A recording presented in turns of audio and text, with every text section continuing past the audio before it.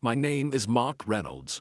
I am 56 years old, and at this age, a man has already lived enough life to know the weight of people, the weight of moments, and the weight of words.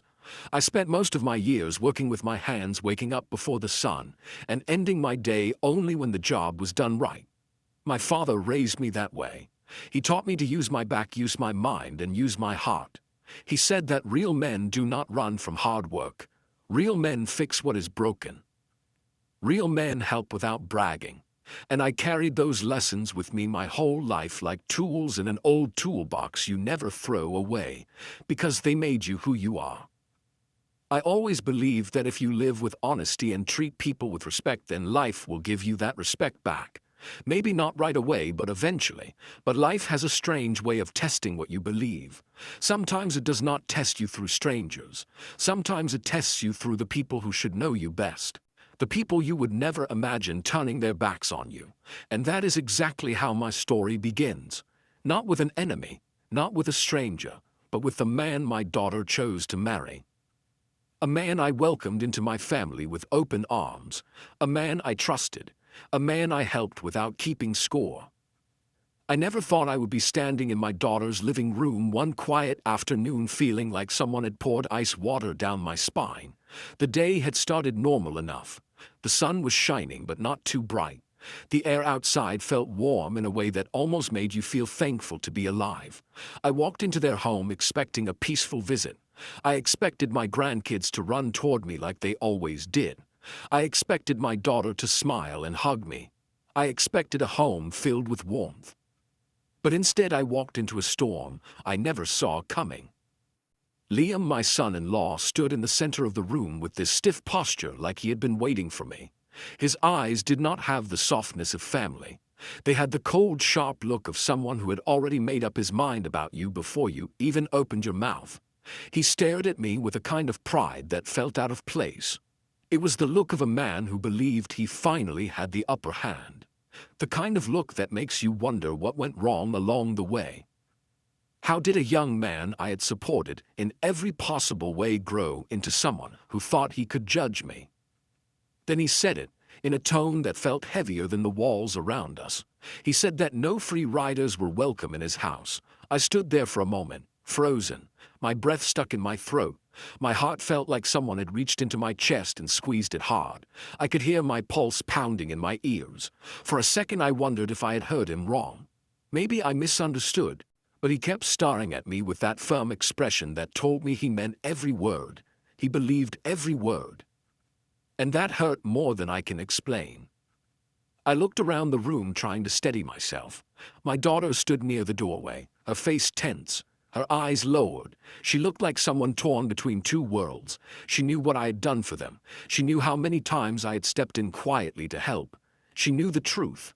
But she was stuck beside a man who clearly had no idea how much I had given. It felt like someone had taken the home I helped keep together and turned it into a courtroom. And somehow I was the one on trial. My mind went racing back through the years. Every time I fixed something in their house. Every time I took care of the kids so they could rest. Every bill I covered when my daughter cried because she felt embarrassed about falling behind. I never told anyone about those moments because that is not the kind of man I am. I do not help for applause. I help because that is what family does. You do not keep score with your own blood. But hearing Liam talk like I was some sort of burden cut through me like a blade. The room felt heavy. The air felt thick. Even the light coming through the window felt dimmer. I felt something inside me shift in a way I had never felt before. At my age, you think you have seen everything. You think nothing can shock you anymore.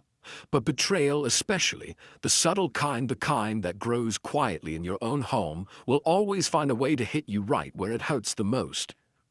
What Liam did not know was that I had something in my pocket that day.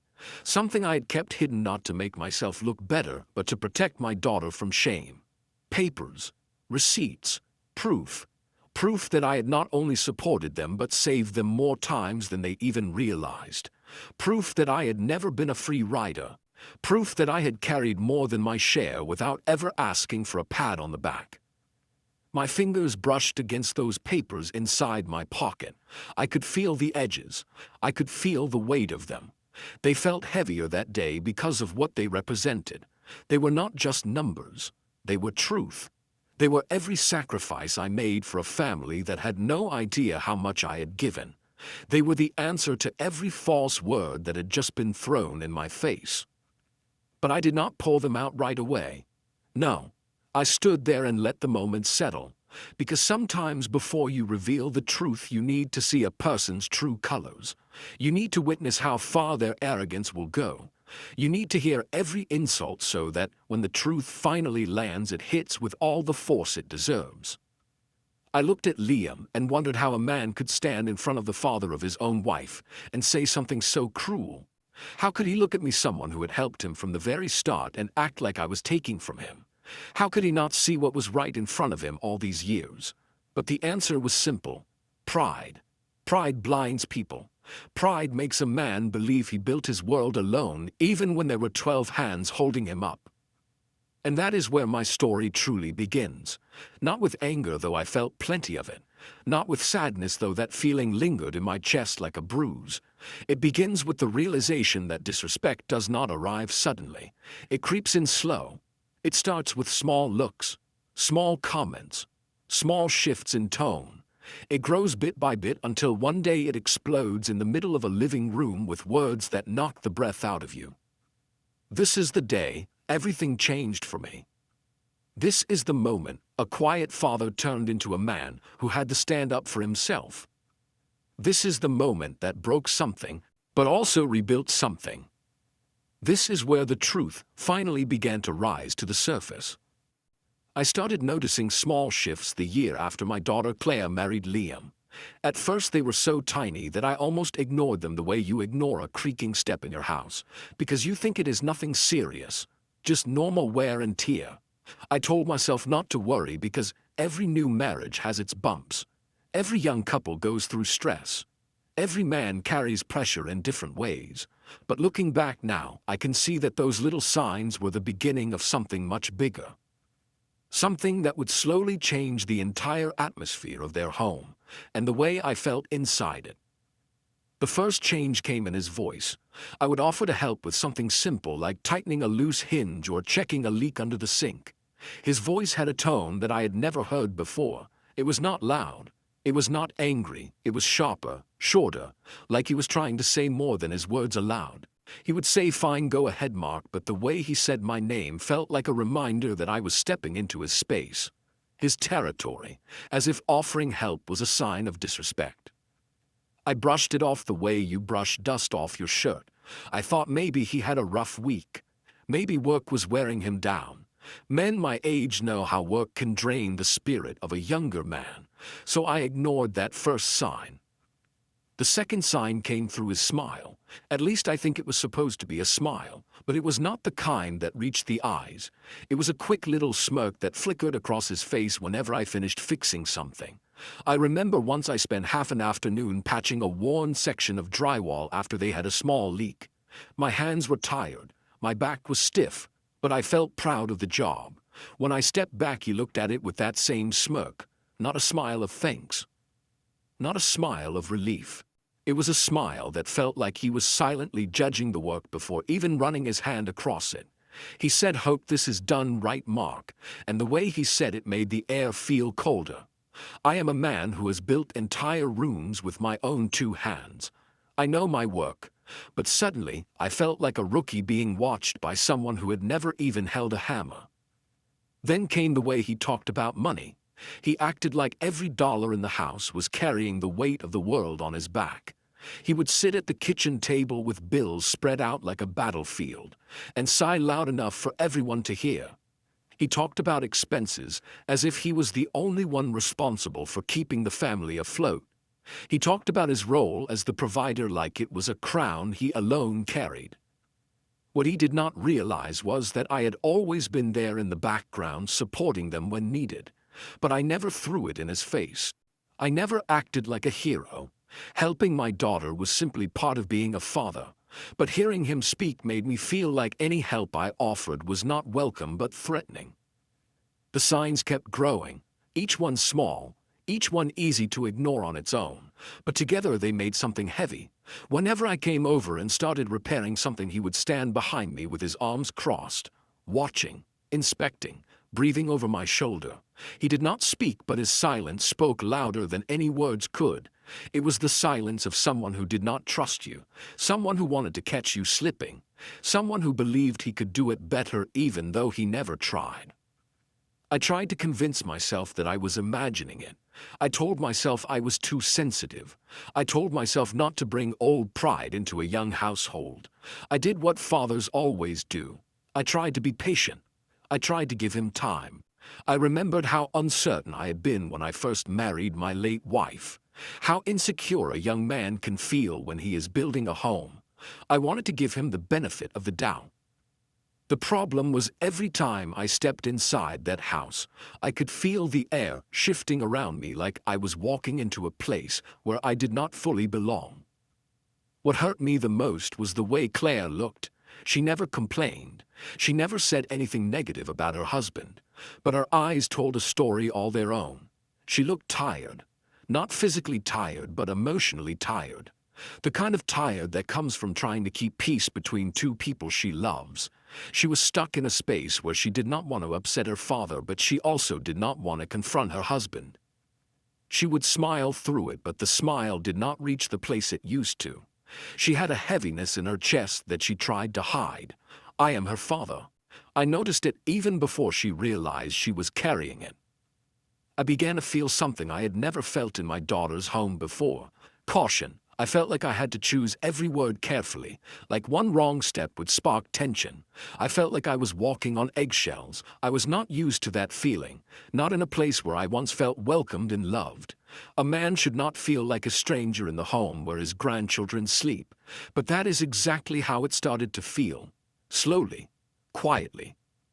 Like shadows spreading across a room when nobody notices the sun is setting.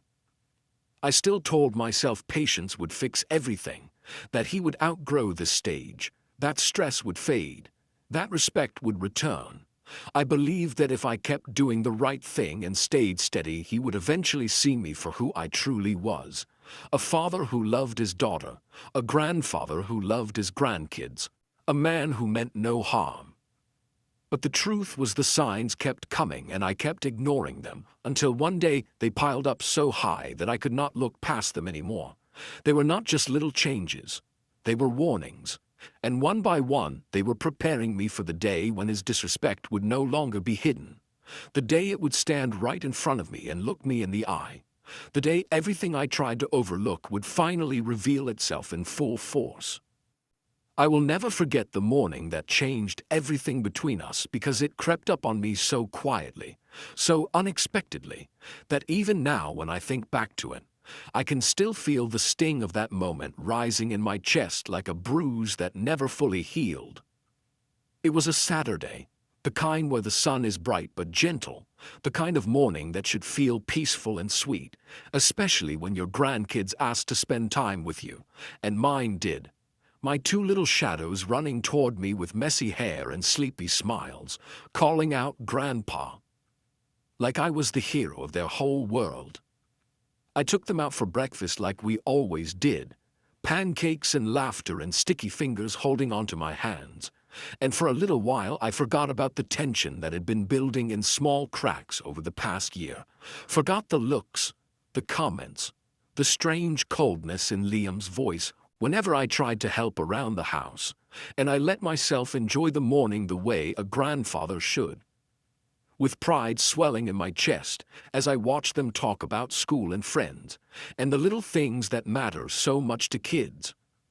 But when I brought them home, and they ran inside to show Claire their coloring pages, that's when I noticed the front yard, covered in broken branches from the storm that had hit the night before, the grass littered with sticks and leaves like the yard had been forgotten, and something inside me, maybe the old habit of fixing things, maybe the simple instinct to help my daughter's home look cared for, made me walk over and start cleaning without a second thought, bending down to gather the branches. Feeling the air cool on my neck as I worked, thinking it would be a small surprise for them, something that would make their day a little easier. I wasn't expecting applause or anything big, but at least a smile later, a quiet nod, a moment of appreciation. Instead, as I lifted one of the heavier branches, I heard the front door open and close with that sharp sound that makes your shoulders tense before you even see who it is. And when I looked up, there he was, Liam, standing with his arms folded tight across his chest like I was trespassing on a place I had no right to touch. His expression twisted into something between annoyance and judgment, and before I could even greet him, he asked, in this clipped, irritated tone, why I was cleaning his yard without his permission. For a second I wondered if I had misheard him, because who gets upset at someone cleaning their storm-damaged yard, who looks at help and sees a threat? But his eyes made it clear he meant every word. I told him gently, almost apologetically, that I was just helping, that the place looked rough after the storm and I didn't mind doing a bit of work. But he didn't soften, didn't smile, didn't even pretend to appreciate it. He just stared at me like my presence was a problem he didn't have time for, then turned around and walked back inside without a thank you, without a nod, without anything that resembled basic respect. And in that exact second, something inside me cracked, not loudly, not dramatically, but quietly, like a thin piece of glass finally giving way after too much pressure. Because it wasn't about the yard, it wasn't about permission, it was about how he looked at me. Like I was someone interfering, someone lesser, someone he had grown tired of. And as I stood there holding that heavy branch, listening to the door click shut behind him, I felt something shift in my chest, something that whispered to me in a voice I could no longer ignore. This man does not respect you, not even a little, and no matter how much I tried to shrug it off, no matter how many excuses I tried to make for him on that long walk back to my truck, I knew deep down that the way he saw me had changed. And that morning, so ordinary on the outside, was the day everything between us turned into something colder, heavier, and far harder to ignore. A few weeks later, when the sting of that Saturday morning had dulled just enough for me to convince myself that maybe things would settle, that maybe I had taken his reaction too personally, Claire called and invited me over for lunch. And her voice sounded a little too cheerful, a little too forced, but I ignored the feeling because I missed her and I missed the kids, and I wanted to believe that our family still had space for warmth. So I stopped by a store on the way and picked up a few small toys for the kids. Nothing fancy, nothing expensive, just simple little things I knew would make them smile, because that's what grandfathers do. They show up with small joys, small surprises, tiny gestures of love that add up over time. But the moment I stepped inside their house, I felt something shift in the atmosphere, something thick, something heavy, like walking into a room right before lightning strikes, and Claire's face confirmed it. She looked pale, nervous, her hands fidgeting with the edge of her shirt, her eyes darting anywhere but at me. And even though the kids came running with open arms and big laughter, hugging me like they always did, that happiness felt like a small candle in a cold room, warm but fragile. Because behind them I could sense something brewing, something waiting. And then, as if the air itself had been holding its breath, Liam came down the stairs, slow and deliberate, each step echoing a kind of confidence that didn't feel natural, more like someone walking into a battle they had already decided they would win. And the look on his face, that smug little smile that didn't reach his eyes, told me everything I needed to know. This lunch wasn't about food or family. It was about something else, something sharp, something meant to cut. He sat across from me, leaning back like he owned the whole world and everything in it, glanced at the small gift bag I brought, then looked at me with that expression people use when they're about to say something cruel but want to pretend it's reasonable. And before I could ask how work was or how he'd been, he said it, calmly, casually, like he was discussing the weather, that I needed to start bringing money if I was going to keep coming around because he was tired of free riders. Free riders, that's the phrase he used, those two words landing in the room with a force so heavy it felt like the air was punched out of my lungs. And for a moment I just sat there stunned, my ears ringing, my heart thudding painfully against my ribs as heat flooded my face.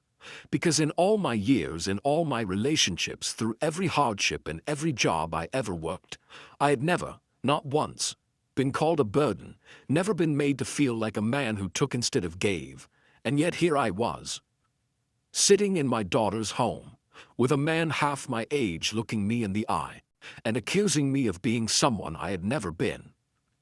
I felt the humiliation rise inside me like a wave, strong and hot, the kind that makes your hands tremble under the table.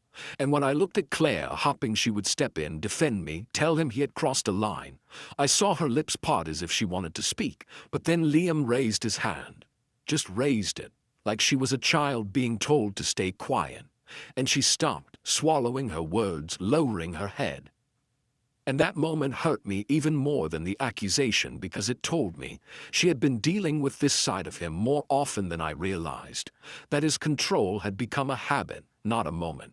He leaned forward slightly and said, "The rule is simple. No help, no presents." As if he was granting me some sort of contract, as if he was laying out a business deal instead of talking to the father of his wife and the grandfather of his children. And I felt something inside me shift.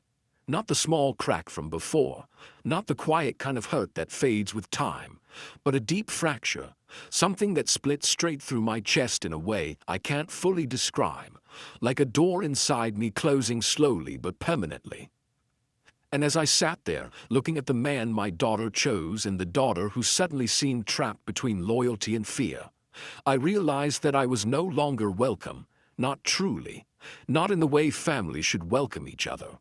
And in that moment, a part of me broke in a way that no apology, no explanation, no future moment could ever fully repair. What Liam did not know, not even for a second, was that I had walked into that house already carrying the truth with me, tucked quietly inside the left pocket of my jacket, folded in a way that made the edges soft from how many times I had opened and closed those papers, thinking about whether the day would ever come when I would need them. Hoping I never would, because no father wants to hold proof against his own child or the person she married. Those papers were not meant to be weapons. They were meant to be a silent kind of love, the kind a parent gives without seeking attention or applause, the kind that works quietly in the background while the world keeps spinning. For nearly a year I had been helping Claire in ways that nobody knew, not even the kids, not even my closest friends, because she had come to me trembling one night with her voice barely above a whisper as she explained how tight things had become, how the mortgage had fallen behind, how the car needed repairs they couldn't afford, how one of the kids had a medical bill they kept pushing to the side because something else always came first, and the look in her eyes that night still stays with me. That look of fear mixed with pride, that helplessness wrapped in the shame of asking for help. And it broke my heart because my daughter had always been strong, always independent, always determined to make her own way through life. But life had gotten too heavy for her shoulders, and she could not bring herself to say the words, "Help me, Dad," so she tried to speak around them instead. I did not blame her, I understood. I lived through enough years to know how pride can sit like a stone in your throat and make simple things feel impossible. So I told her she did not need to explain anything further, that she did not owe me a single detail. And I took her worry from her hands the way I used to take broken toys from her when she was little, telling her I would fix it, telling her everything would be okay. And then I went home, and I began covering the bills quietly, deliberately, without hesitation, paying off the overdue mortgage notices, settling the car expenses, taking care of the hospital bill, sending in payments so she would not receive those red-stamped letters that make a person's stomach drop. I never asked her to thank me, never asked her to pay me back, never told anyone what I was doing, because that is what fathers do. They carry their children through storms without announcing it to the world. And all those receipts, all those confirmations, the bank statements, the payment proofs, I had them all printed and folded neatly, not because I ever wanted to show them, but because I wanted a record for myself, a reminder of what I had done in case anything ever happened. And on that day, on that terrible, humiliating afternoon when Liam sat across from me and called me a free rider, accusing me of taking without giving, telling me I had no right to step foot in my own daughter's home unless I brought money, I felt those papers like a weight in my pocket, A physical reminder of every dollar I had spent to keep them afloat, every quiet sacrifice I made without expecting anything in return. When he said contribute or leave, I felt my hand slowly slide into my pocket, my fingers brushing against the edges of the receipts, and they crinkled softly under my touch like they were waking up, like they knew their time had come. And my heart started pounding so hard I could feel it in my throat, because I knew that once I pulled them out, once I laid them down on that table, the truth would explode through that room like a hammer smashing glass, leaving everyone staring at the shards of their own wrong assumptions. But I held myself back for a moment, just one long, painful moment, because I needed him to feel the weight of what he had said. I needed him to understand that words like his are arrows you cannot take back, arrows that cut deep, arrows that reveal a person's character more than anything else. And before I showed him the truth, I wanted him to sit with his own arrogance, his own ignorance, his own lack of gratitude. Because sometimes a man must hear the echo of his own cruelty before he can understand just how far off the path he has wandered. I placed the papers on the table so gently it almost felt unreal, like my hand was moving through thick water, slow and steady, because I wanted there to be no mistake about what I was doing. No confusion, no sudden drama, just the simple act of truth being laid out right between us. And when I pulled my hand back, I could see the flicker of annoyance cross Liam's face, that irritated little twitch near his mouth like he thought I was wasting his time. Like he assumed I had placed something meaningless in front of him, maybe another toy for the kids or some old man paperwork that he would pretend to care about before tossing aside. And the way he looked at that stack made something cold settle inside me. But I stayed quiet, because I knew what was about to happen, and I knew the silence right before truth hits is stronger than any words. He reached for the first paper with this dismissive motion, barely glancing at me. And then the moment he started reading it, his whole expression shifted, so fast and so sharp it was like watching a mask fall off someone's face. His eyebrows lifting as if pulled by strings, his mouth parting just enough to show he was caught completely off guard, and he blinked twice like he could not believe what he was seeing. Then he picked up the next one, and the next, flipping through them with hands that were no longer steady, the papers rustling louder and louder in that quiet room, each receipt like a stone dropping into still water, each one pulling his confidence down another inch. And I watched the color drain out of his face until he looked almost sick, like his pride was being peeled back layer by layer right in front of us. Claire was staring too, her hands slowly rising to cover her mouth, her eyes filling with something heavy and painful, because she knew exactly what those papers meant. She knew every late payment I had stepped in to cover, every emergency cost I had taken care of so she could sleep at night without worrying about losing her home or falling further behind. She knew the truth was no longer something whispered between us in quiet moments. It was now sitting right there in black and white for the man who had insulted me to read with his own eyes. The room itself felt like it had stopped breathing, like even the air was waiting to see what would happen next. And in that stillness I looked directly at him, letting my gaze stay steady, letting him feel the weight of my presence in a way he had never allowed before. And when I finally spoke, my voice came out slow and calm, not angry, not loud, just steady enough that each word hit with purpose. I told him that a free rider is someone who takes without giving, someone who benefits from the work and sacrifice of others without ever lifting their own hands to help, someone who does not see the value of what is done for them quietly, without recognition. Then I told him I never asked him for anything, not money, not favors, not praise, nothing, because every single thing I had done over the past year was out of love for my daughter and my grandchildren, pure and simple, done because family means stepping up when someone you love is drowning, not standing on the shore criticizing them for struggling. And as I spoke, he could not look me in the eye. He kept staring down at the receipts like they were burning holes in his hands, his posture sinking, his pride cracking right there at the table, because he finally saw the truth he had refused to see before, the truth he never bothered to ask about, the truth he had tried to bury under his arrogance. And in that moment, the whole house felt different, like it had woken up. Like every wall and every corner finally saw the truth of who had been helping and who had been judging. And all the weight of his false assumptions came crashing down on him, so hard that he could not hide behind attitude or ego anymore, because the truth was staring straight back at him, and there was nowhere left for him to run. Claire burst into tears the moment the last receipt slipped from Liam's hand and fell onto the table, her sobs breaking out so suddenly, it was like a dam inside her cracked open without warning.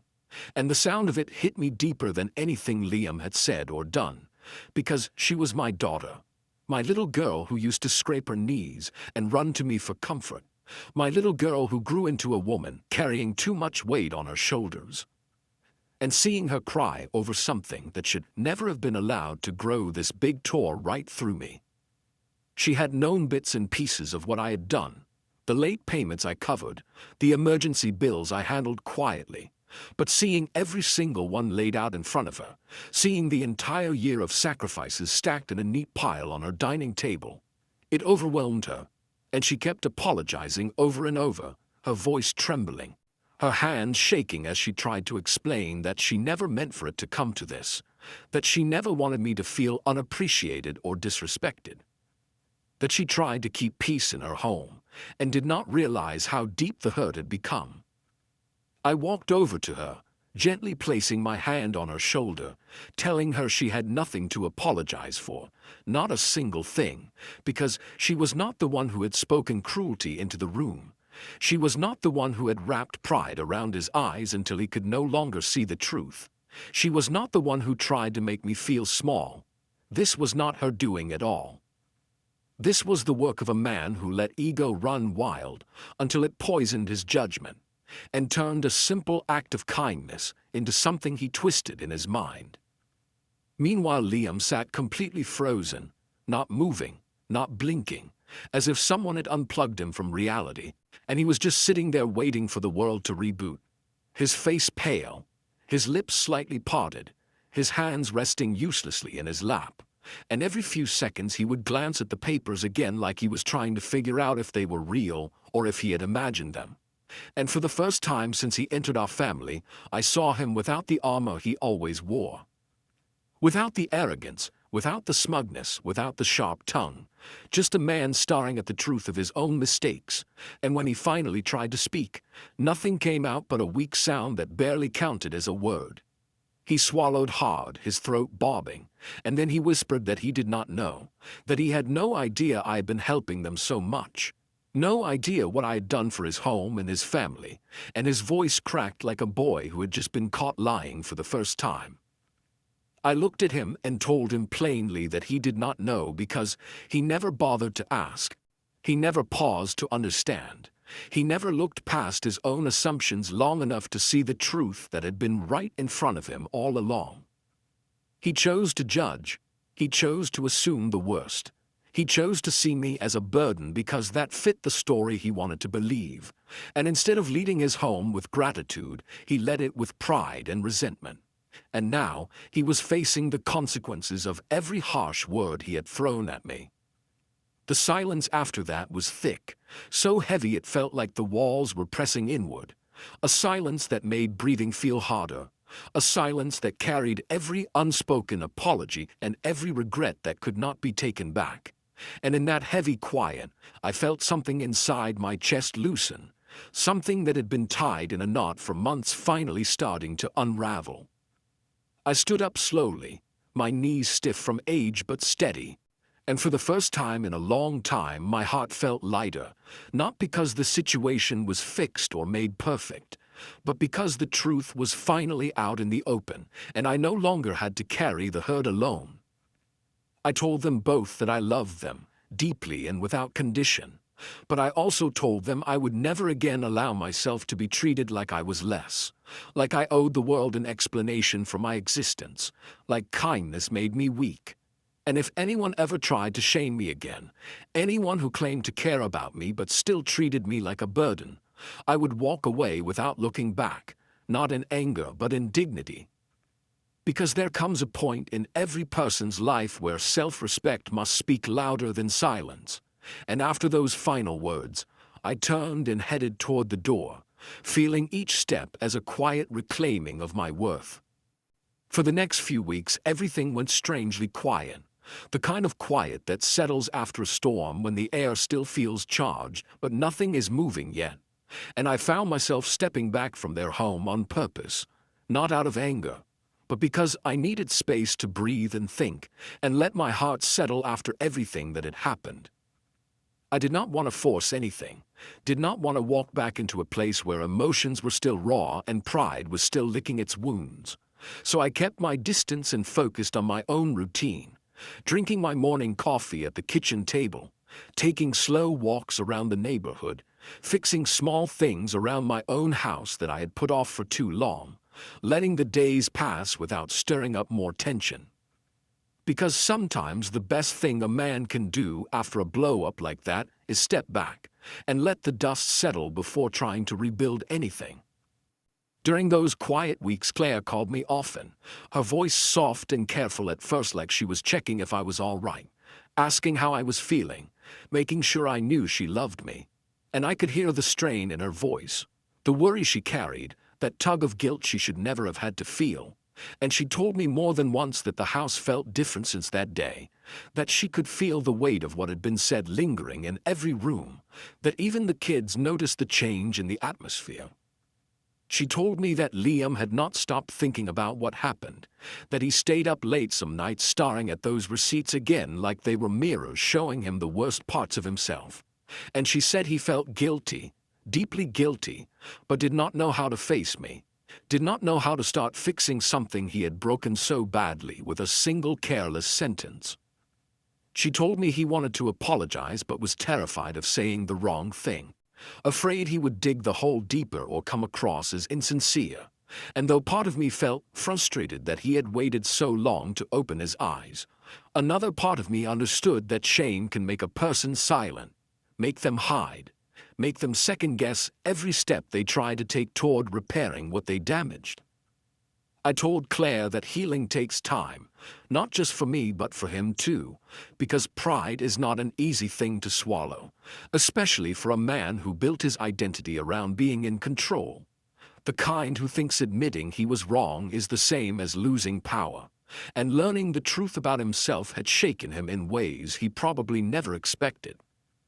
After a few more weeks passed, Claire called again, and this time her voice sounded different, steadier, hopeful even, and she asked if I would come to dinner, said the kids missed me, said she missed me, and I could hear in her tone that this invitation meant more than the meal itself. It was a step, a bridge, a quiet plea for things to find their way back to normal. I hesitated, not because I wanted to punish anyone, but because I needed to be sure I was ready to walk back into that home without carrying resentment on my shoulders. But in the end I said yes, because I am a man who believes in second chances, a man who has lived long enough to know that family breaks sometimes, but it can also mend if people are willing to try.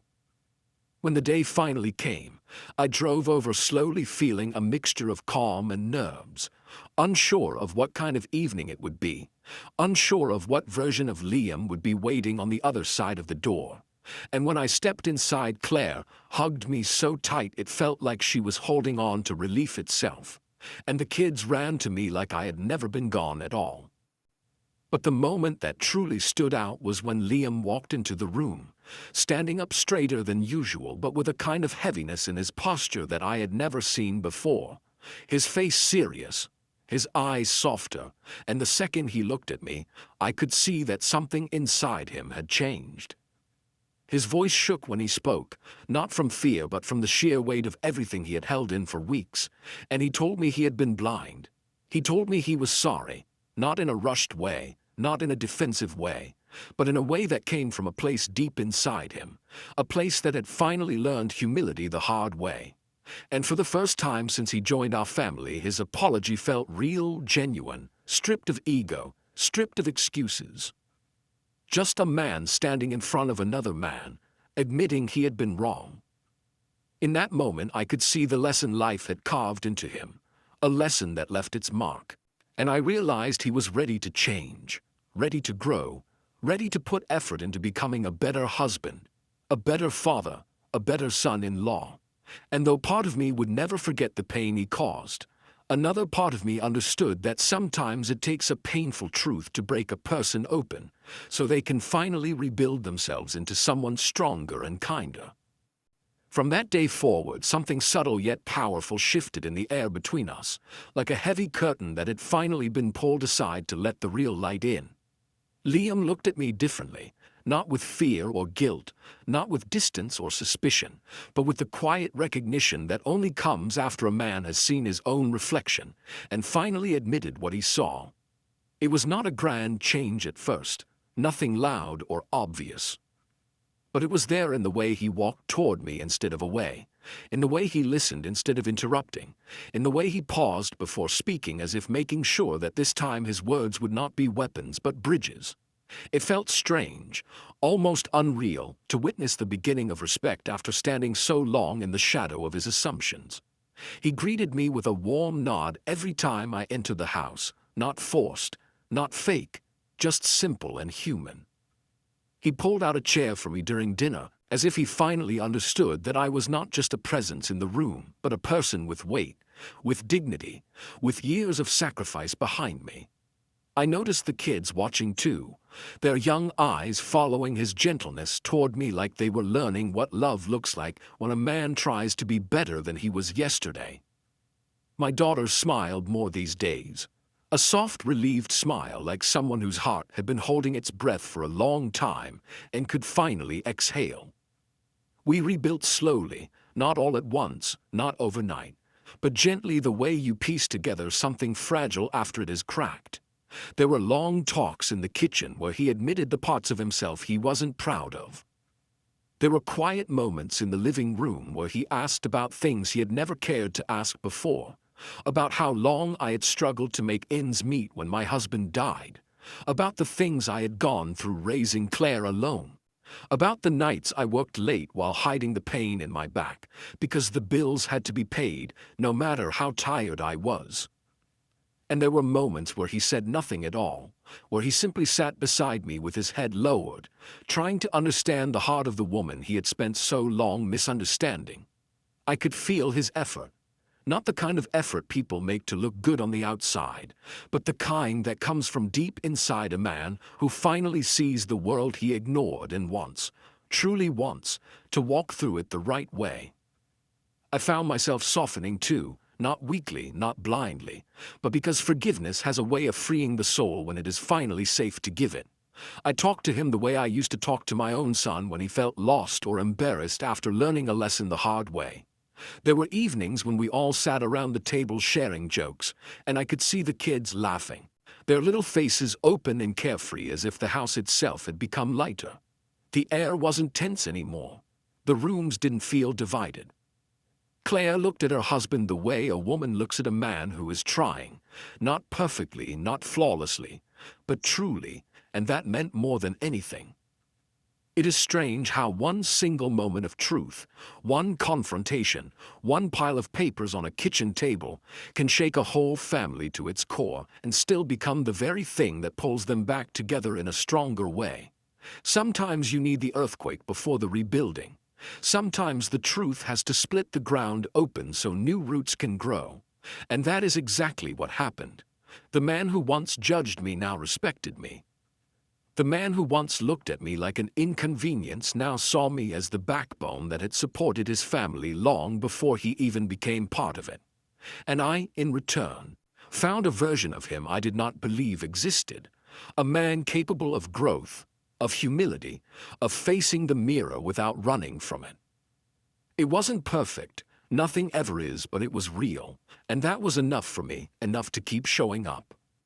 From that day forward, something subtle yet powerful shifted in the air between us, like a heavy curtain that had finally been pulled aside to let the real light in. Liam looked at me differently, not with fear or guilt, not with distance or suspicion, but with the quiet recognition that only comes after a man has seen his own reflection and finally admitted what he saw. It was not a grand change at first, nothing loud or obvious. But it was there in the way he walked toward me instead of away, in the way he listened instead of interrupting, in the way he paused before speaking as if making sure that this time his words would not be weapons but bridges.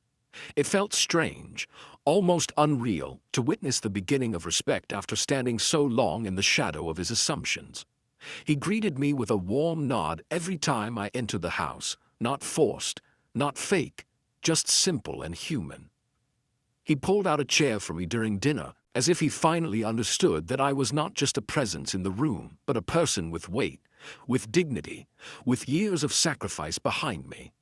I noticed the kids watching too, their young eyes following his gentleness toward me like they were learning what love looks like when a man tries to be better than he was yesterday. My daughter smiled more these days. A soft, relieved smile like someone whose heart had been holding its breath for a long time and could finally exhale. We rebuilt slowly, not all at once, not overnight, but gently the way you piece together something fragile after it is cracked. There were long talks in the kitchen where he admitted the parts of himself he wasn't proud of. There were quiet moments in the living room where he asked about things he had never cared to ask before. About how long I had struggled to make ends meet when my husband died, about the things I had gone through raising Claire alone, about the nights I worked late while hiding the pain in my back, because the bills had to be paid, no matter how tired I was.